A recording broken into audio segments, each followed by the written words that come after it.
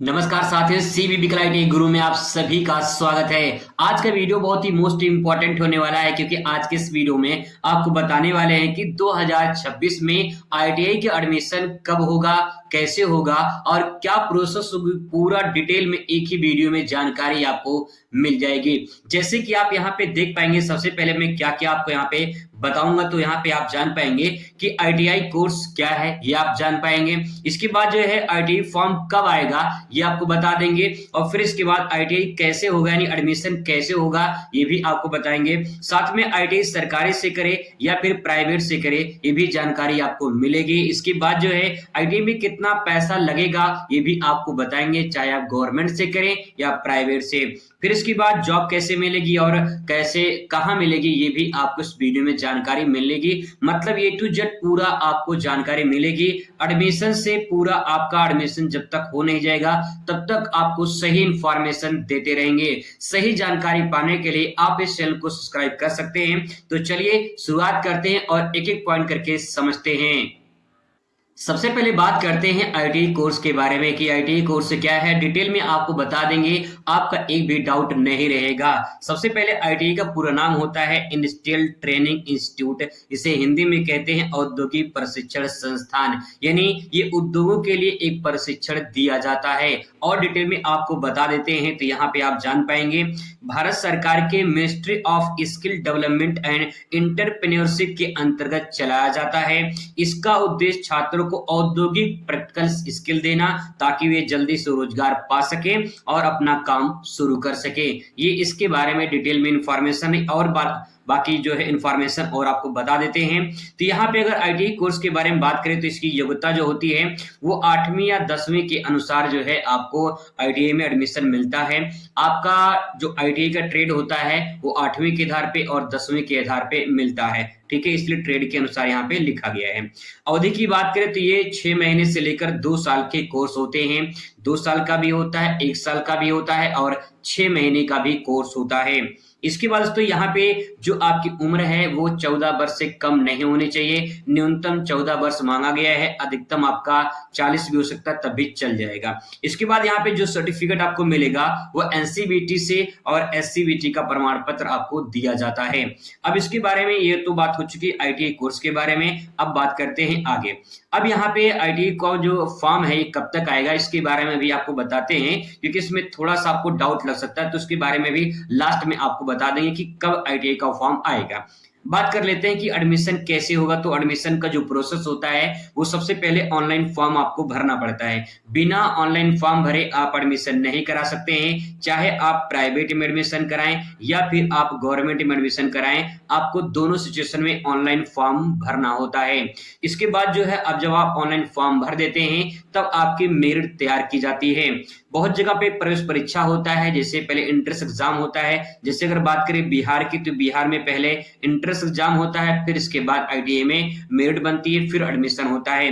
लेकिन अगर यूपी की बात करें या फिर एमपी, दिल्ली या हरियाणा या फिर राजस्थान की बात करें तो यहाँ पे जो आईटीआई में एडमिशन होता है वो आपके 10th के मेरिट के आधार पे होता है। इसका मतलब ये है कि 10th में आपका जितना परसेंटेज होगा उसी परसेंटेज के आधार पे आपकी मेरिट तैयार की जाएगी। जैसे मान लीजिए कोई 80% पाया है, कोई 85% पाया है, तो इस प्रकार से आपका मेरिट तैयार होगा। तो जिसका परसेंटेज ज्यादा होगा उसका नाम पहले आता है, उसको अच्छा ट्रेड भी मिलता है। तो इस प्रकार से आपकी मेरिट तैयार की जाती है। इसके बाद तो आपकी काउंसलिंग होती है। काउंसलिंग में आपको कॉलेज में बुलाया जाता है, आप कॉलेज में सभी डॉक्यूमेंट लेकर जाते हैं और फिर इसके बाद डॉक्यूमेंट आपका वेरिफिकेशन होता है। जब आपका डॉक्यूमेंट वेरिफिकेशन हो जाता है तो आपको वहां पे फीस जमा करनी होती है। जब आप फीस जमा कर देते हैं तो आपका आईटीआई में एडमिशन कंप्लीट हो जाता है। तो दोस्तों ये पूरा प्रोसेस आप एक बार में देख पाएंगे, आसानी से इसे समझ पाएंगे। आगे बात कर लेते हैं अगले पॉइंट पर। अगला पॉइंट है कि सरकारी से करें या प्राइवेट से करें, बहुत लोग का डाउट होता है। तो यहाँ पे आपको बता दें कि अगर आप सरकारी से करते हैं तो उसके फायदे क्या हैं और उसके नुकसान क्या हैं, और प्राइवेट से करते हैं तो उसके फायदे और उसके नुकसान क्या हैं, दोनों आपको बता देंगे। यहाँ पे आपको 100% सही सटीक जानकारी मिलेगी, तो इसीलिए आप इस चैनल से जुड़ सकते हैं। अब दोस्तों यहाँ पे पहले फायदे की बात कर लेते हैं। तो फीस बहुत कम लगता है गवर्नमेंट में। अगर मैं यूपी की बात करूँ तो यूपी में कितना फीस लगेगा, तो फीस के बारे में भी आपको अच्छे से बता देंगे, गवर्नमेंट में और प्राइवेट में कितना फीस लगता है।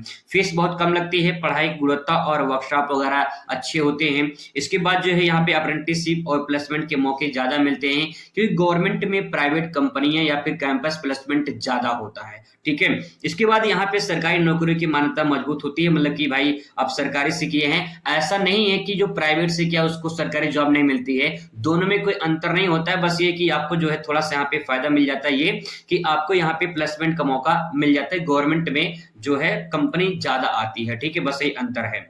इसके बाद तो यहाँ बात कर लेते हैं सरकारी के जो इसके नुकसान क्या हैं। तो नुकसान ये है कि इसमें सीटें जो होती है सीमित होती हैं, कम सीटें होती हैं और बहुत लोग का एडमिशन नहीं हो पाता है, जिनका 80% होता है, 85% होता है, कभी कभी इनको भी एडमिशन नहीं मिल पाता है। जैसे अगर आप मान लीजिए इलेक्ट्रीशियन या फिटर लेना चाहते हैं तो इसमें मेरिट बहुत हाई जाती है, तो इस प्रकार से जो है कभी कभी उन लोगों को नुकसान हो जाता है जो अच्छे परसेंट भी जिनका होता है। तो उसमें सीटें सीमित होती है, जिसके कारण जो है कट ऑफ बहुत ज्यादा चलाता है, यानी मेरिट बहुत ज्यादा चली जाती है। इसके बाद यहाँ मेरिट की बात करें, रैंक जो है जिसकी अच्छी होगी उसी गवर्नमेंट में एडमिशन मिलता है। इसके बाद यहाँ पे है कॉलेज का विकल्प जो है इसमें कम मिलते हैं, यानी आपको जो है 1-2-3 कॉलेज में भरने का मौका मिलता है, उसके बाद जो है आप उसमें सीटें कम हो जाती है तो एडमिशन नहीं हो पाता, तो इसीलिए थोड़ा सा ये यहाँ पे आपको नुकसान पहुंचा सकता है। ठीक है, आगे बात कर लेते हैं प्राइवेट में। तो प्राइवेट में पहले फायदे की बात करते हैं। इसमें सीटें आसानी से मिल जाती है, इसमें कोई तामझाम ज्यादा नहीं होती है, लेकिन ऑनलाइन फॉर्म भरना पड़ता है और कम मेरिट पे भी आपको एडमिशन मिल जाता है और अच्छे ट्रेड यानी इलेक्ट्रीशियन, फिटर, ये सब जैसे ट्रेड आपको मिल जाते हैं कम परसेंटेज पर भी। ठीक है, इसके बाद जो है नजदीकी कॉलेज में अगर आपने घर के आसपास अगर कोई प्राइवेट कॉलेज है तो वहां भी आप जाके डायरेक्ट एडमिशन करा सकते हैं, लेकिन ऑनलाइन फॉर्म भरना पड़ता है। ठीक है, इसकी बाद तो यहाँ पे बात कर लेते हैं इसके नुकसान की। नुकसान में फीस बहुत ज्यादा लगती है, इसीलिए जो है लोग गवर्नमेंट की तरफ ज्यादा भागते हैं। इसमें फीस ज्यादा लगती है, कितना लगती है अभी आपको बता देंगे। इसके बाद सभी कॉलेज की गुणवत्ता समान नहीं होती है, बहुत सारे प्राइवेट कॉलेज होते हैं जो कम क्वालिटी के होते हैं। कम क्वालिटी का मतलब उसमें अच्छे मशीन नहीं होते हैं, अच्छे वर्कशॉप नहीं होते हैं, अच्छे टीचर नहीं होते हैं, तो यहाँ पे थोड़ी सी गुणवत्ता कम आपको देखने को मिल सकती है। प्लेसमेंट और अप्रेंटिस में कंपनी बहुत कम आती है, प्राइवेट में गवर्नमेंट में ज्यादा जाती है। ठीक है, तो ये इसके जो है नुकसान हो जाएंगे, ये भी आप ध्यान रखेंगे। अब यहाँ पे बात कर लेते हैं फीस कितना लगेगा। तो फीस की बात करें यहाँ पे देखिए, सरकारी में जो है फीस आपका 1000 रुपए में 1 साल का आपका हो जाएगा। 1 साल में 1000 रुपया आपका लगेगा, सरकारी में हो जाएगा। यहाँ पे सिर्फ फीस की बात हो रही है, जब आपका एग्जाम होता है तो एग्जाम का फीस आपको अलग से पे करना होता है, जो प्रैक्टिकल फीस होती है उसको भी आपको अलग से पे करना होता है। ये सिर्फ आपका एडमिशन फीस जो लगती है 1 साल की, वो बता रहा हूँ। ठीक है, इसके बाद यहाँ पे जो आपका यहाँ पे प्राइवेट में है, प्राइवेट में 1 साल का 15 से 18,000 रुपए आपका 1 साल का लग जाएगा, इसीलिए लोग प्राइवेट के नहीं बल्कि गवर्नमेंट में ज्यादा अपना अप्लाई करते हैं। इसके बाद तो यहाँ पे बात कर लेते हैं जॉब कहाँ और कैसे मिलेगी। तो देखिए, जॉब की अगर बात करें तो सरकारी क्षेत्र में जैसे कि सबसे ज्यादा रेलवे में लोग अप्लाई करते हैं, जैसे कि असिस्टेंट लोको पायलट सबसे ज्यादा लोग अप्लाई करते हैं असिस्टेंट लोको पायलट के लिए। यहाँ पे टेक्नीशियन, हेल्पर बहुत सारे रेलवे में आती है वैकेंसी, तो आप उसमें अप्लाई कर सकते हैं। इसके बाद बिजली विभाग में इलेक्ट्रीशियन, लाइनमैन या फिर बहुत सारे ट्रेडों की जो है इसमें अप्लाई कर सकते हैं। इसके बाद यहाँ पे PWD है, CPWD है, भेल है, NTPC है, ONGC है, सेल है, ऐसी जो सरकारी गवर्नमेंट कंपनियां हैं इसमें भी आपको मौका मिलता है। फिर इसके बाद डिफेंस में जैसे आर्मी है, नेवी, एयरफोर्स में यहाँ पे ट्रेडमैन की वैकेंसी आती है, तो इसके लिए भी आप अप्लाई कर सकते हैं। अब बात कर लेते हैं यहाँ पे कि जो है प्राइवेट क्षेत्र में कहाँ कहाँ जा सकते हैं। तो प्राइवेट में जितने भी प्राइवेट कंपनियां, चाहे हीरो हो, होंडा हो, मारुति सुजुकी हो, टाटा मोटर्स हो या फिर अन्य कोई कंपनी हो, आप सब में अप्लाई कर सकते हैं। जो फैक्ट्रियां होती हैं, इंडस्ट्री एरिया होते हैं, उसमें आप जा सकते हैं। ऑटोमोबाइल जितने भी सेक्टर होते हैं उसमें आप जा सकते हैं। मोबाइल कंपनियां हैं उसमें भी अप्लाई कर सकते हैं। कंस्ट्रक्शन संबंध जो कंपनियां होती हैं आप उसमें जा सकते हैं। यहाँ पे इलेक्ट्रिकल, मैकेनिकल कंपनी जो होती हैं आप उसमें अप्लाई कर सकते हैं। तो प्राइवेट में बहुत सारे मौके मिल जाते हैं और प्राइवेट कंपनियां प्लेसमेंट के लिए भी आती रहती हैं।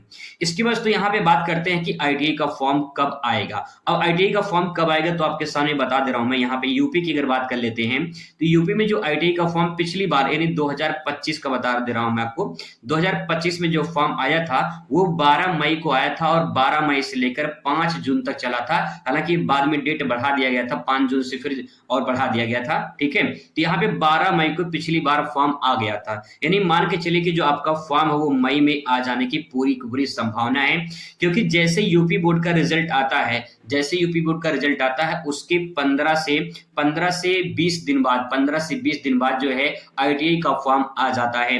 तो दोस्तों अब आपको जो है इंतजार करना नहीं पड़ेगा, क्योंकि आपको सही इंफॉर्मेशन इस चैनल पर मिलती रहेगी।